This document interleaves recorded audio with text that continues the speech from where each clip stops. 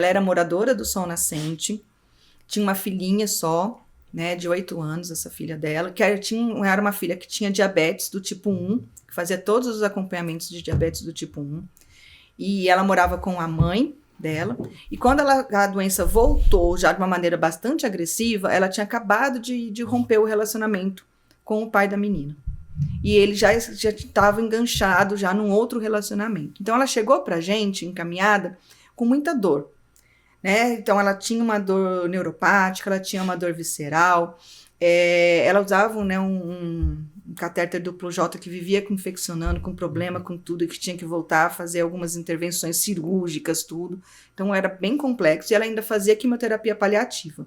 E aí, quando a gente chegava no domicílio, as primeiras visitas, ela gritando de dor, urrando de dor, tudo. E era um local de difícil acesso para a equipe, que botava a gente da equipe um pouco numa situação desconfortável, porque era uma rua que só passava, ou só entrava, só saía, só passava um carro pela rua. Então, se você ficasse, era no final da rua, se você precisasse sair correndo, poderia ter um carro vindo, você não poder. Na frente era um ponto, um local de tráfico de drogas, tudo. Esgoto a céu aberto, então a gente tinha que sair pulando para entrar na casa. A casa com telhado muito baixo, muito quente, uma condição muito insalubre. Isso aconteceu na vigência da pandemia em 2020, onde a gente ia para as visitas extremamente paramentado, até porque ela era uma paciente oncológica, a gente estava visitando todo mundo, então tinha toda aquela paramentação, era muito desconfortável estar visitando ela. E aí tinha muitos chamados, né? E aí a gente começou, a equipe médica foi, deu uma medicação para dor, mas não melhorava a dor dela. E aí, então, não, Tati, vai lá, né? Porque ela tá depressiva. Não, a dor não passa, isso é depressão. O quanto que essa é uma visão que às vezes o médico traz, né? Aí fomos, né? Começamos os atendimentos. E a gente começou a compreender um pouquinho melhor como que era essa paciente. Ela tinha, sim, um quadro de oncológico, tinha uma dor forte, uma dor importante física, extremamente dolorida. Mas ela sabia que ela ia morrer. A casa que ela morava, a seção lá de direitos do terreno, tudo, que não tinha tanto documentação, mas a pouca que tinha estava no nome dela. E ela tinha medo que, morrendo, a filha dela fosse ficar com o marido e a mãe e os irmãos dela que moravam na casa fossem despejados. Então ela tinha questões legais para estar vendo. Ela era uma pessoa que a renda dela, ela fazia festas, né, lembrancinhas para a festa, então ela era muito dinâmica, muito alegre, muito tudo, e era a grande renda da família. Acabou que ficou sem essa renda, porque ela não conseguia mais fazer isso. E ela gostava muito de quadrilha, era quadrilheira, de ir para as quadrilhas, para se apresentando com quadrilhas pela cidade toda. Então todos os amigos eram dessa jornada, e ela não podia mais sair de casa, então tinha toda essa... Quem era ela agora, naquele momento? Porque ela era uma moça jovem que estava sem conseguir andar, mal conseguia ir no banheiro, usando fralda. A mãe dela estava prestes a se aposentar numa empresa terceirizada, não podia ter falta, então ela ficava sozinha grande parte dos dias com a filha, e essa filha em casa tendo que estar cuidando dela, tudo. E aí a gente começou a perceber que ela tinha o relacionamento, ela era apaixonada pelo pai, né, da filha dela, que era o ex-marido. Esse ex-marido começou no decorrer do tratamento, vendo que ela estava ruim, quis se separar da nova companheira, quis voltar com ela, e ela dizia, ele está comigo por pena. Então tinha todo um sofrimento emocional de uma moça jovem que tinha sido, né, abandonada. Então a gente começou a perceber que não dava para a gente fazer uma intervenção, só eu ir lá da psicologia, a médica ir lá levar o remédio, o pessoal da enfermagem lá, quando ela fizesse química, fazer todo uns sintomáticos pós a quimioterapia paliativa. Essa forma multidisciplinar, né? Tradicional. Que você vai lá, entrega o seu trabalho e volta. E não se comunica. Não se comunica. E aí foi bacana, porque a gente fez o diagrama de análise multidimensional dele em equipe. A gente fez uma reunião de equipe com discussão de caso, e a gente traçou algumas estratégias.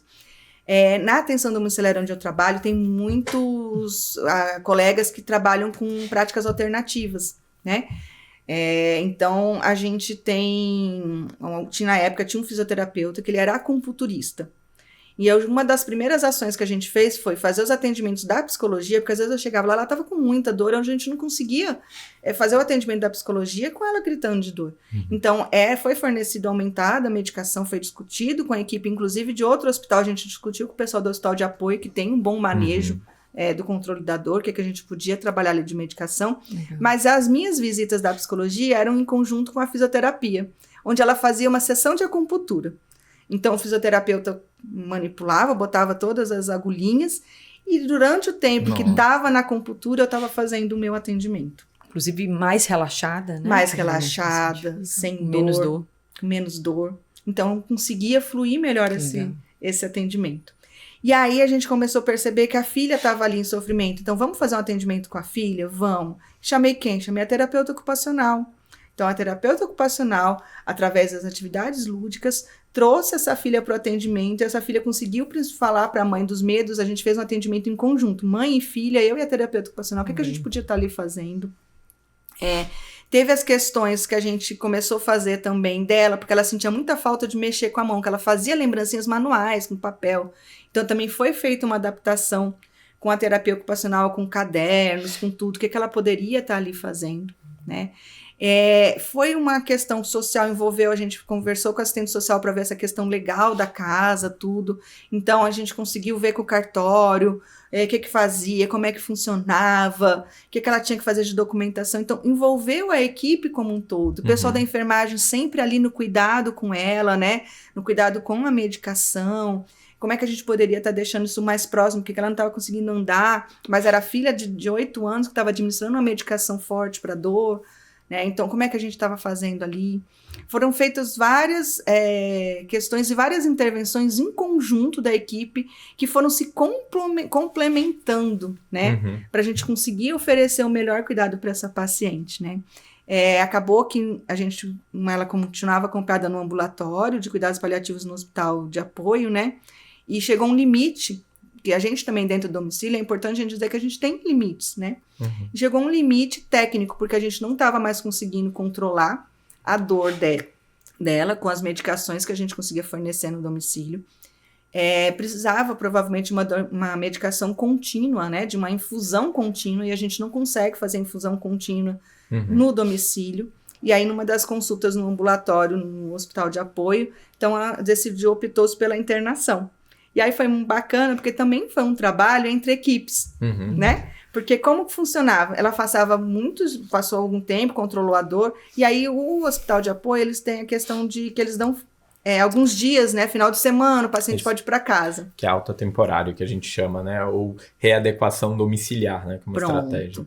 E aí, nesses períodos, o que aconteceu? O pessoal avisava, olha, ela está em dia alta, ela vai passar 4 dias em casa. E aí, quem assumiu os cuidados era a nossa equipe. Olha, ela está com isso, então nossa equipe assumiu os cuidados por esse período que ela estava em casa, e aí ela retornava de novo para o hospital. Então, foi um caso que mobilizou, que eu falo que não foi só a nossa equipe se conversar para fazer esse atendimento, mas a nossa equipe com a equipe do hospital de apoio. Então, eu conversei com a colega da psicologia, olha, até aqui eu caminhei assim. Aí o pessoal da psicologia de lá, olha, ela já está nesse momento. Então, foi muito rico, foi um caso, assim, inesquecível, né? Contando o desfecho, que talvez todo mundo vai ficar curioso, né? Ela estava no hospital de apoio, a gente está falando de uma época da vigência da pandemia. O que aconteceu é que houve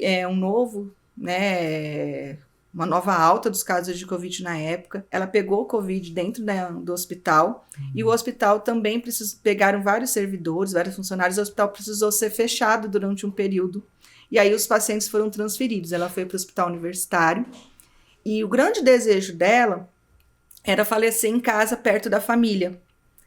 E isso não foi possível. E eu acho importante a gente trazer isso aqui também para mostrar que não é só assim, a gente sempre vai, a gente tem que, né, cuidados paliativos, a gente pega na mão, ele quer morrer em casa, vamos lá, tudo. Não. A gente estava falando de uma pandemia, de casos de Covid, numa região extremamente vulnerável, onde a contaminação seria grande, a gente não ia conseguir manter medidas de restrição com ela em domicílio.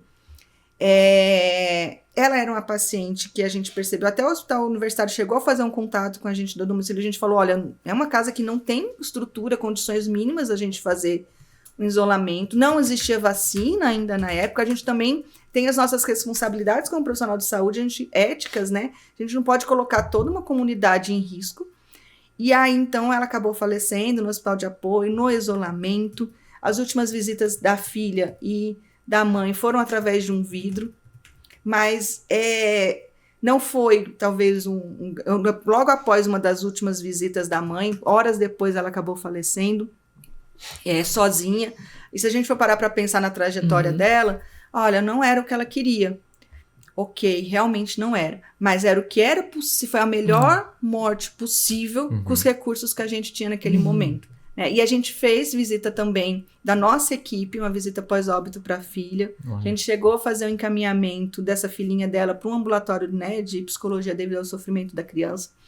Então, eu trago esse caso, assim, foi muito emblemático por isso, até para a gente desmistificar muita coisa. A gente, enquanto equipe, precisou se acolher e validar o nosso sentimento de tristeza. Poxa, a gente não gostaria que ela tivesse falecido no hospital sozinha. Ok, a gente não gostaria, mas o que foi feito, o jeito que foi feito, era o melhor que podia ter sido feito com o que a gente tinha de recurso naquele momento, né, naquele cenário. Nossa, Tati. Nossa, esse caso é uma aula de cuidado paliativo, permeando tantas questões, tanta sensibilidade, de tantos desafios, né?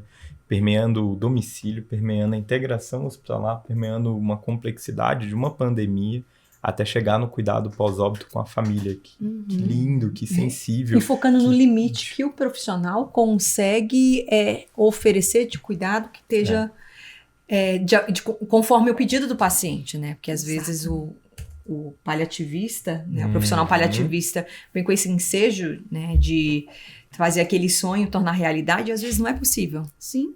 Da forma que a realidade se coloca, né? Eu acho super importante, porque a gente parece que cuidados paliativos, a gente vai transformar o mundo. A gente trabalha com romantização, né? E na prática, existem questões, limites éticos e técnicos. E que, na verdade, é a maior parte dos pacientes. A maior parte. Eu falo que cuidados paliativos é sobre isso, né? É interessante a gente falar sobre isso, principalmente no podcast, né? Que eu vejo a gente tem uma grande responsabilidade. Sim. E muitas pessoas que estão nos ouvindo são pessoas que gostam de cuidado paliativo e querem começar a fazer cuidado paliativo. Mas isso que a Tati trouxe, na verdade, é a maior parte dos nossos casos. É aquilo que a gente consegue fazer. Exatamente. Não é aquilo que às vezes a gente vê e ouve sobre a romantização desse cuidar, a romantização do processo do morrer. Digamos que não é a maioria dos casos. É um caso ou outro. E se o paliativista estiver buscando cuidar desse perfil de pacientes, talvez ele esteja buscando algo relacionado mais ao ego dele. De uma romantização que ele busca para a vida. E, na verdade, é você, diante de um caos. E é isso, né? O que você trouxe tudo isso. É diante do caos, o que você consegue trazer de melhor cuidado. E que, geralmente, é muito aquém do que a gente gostaria de fazer. Exato. Gente, se vocês, por acaso, são algum dos perdidos que ainda não nos seguem nas redes sociais, não estão inscritos no nosso canal, se inscreva agora. Deixa um comentário pra Tati nesse episódio lá no Spotify ou no YouTube. Eu tenho certeza que ela vai amar ler e responder. Beleza? Muito obrigado pela presença de vocês. Até a próxima, gente. Tchau, gente.